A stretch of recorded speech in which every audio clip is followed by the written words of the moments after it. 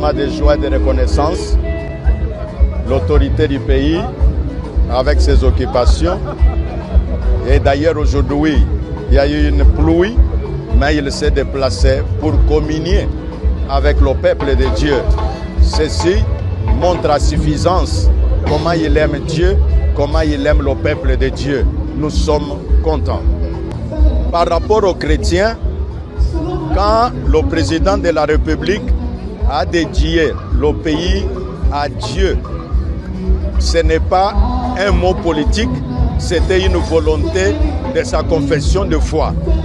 Sa présence dans l'Église, c'est pour montrer à la population congolaise que lui a une alliance avec Dieu.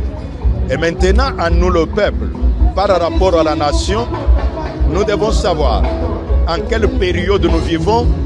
L'année passée, c'était le bruit de guerre et consorts, mais maintenant là, nous avons les accords avec les États-Unis.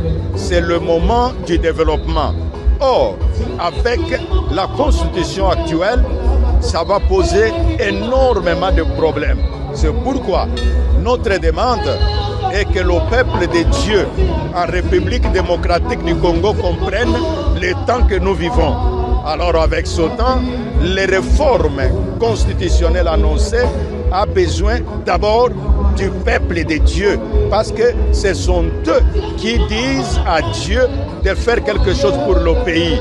Et deuxièmement, quand la loi référendaire sera disponible, que le peuple de Dieu soit prêt pour aller au référendum et se prononcer sur sa propre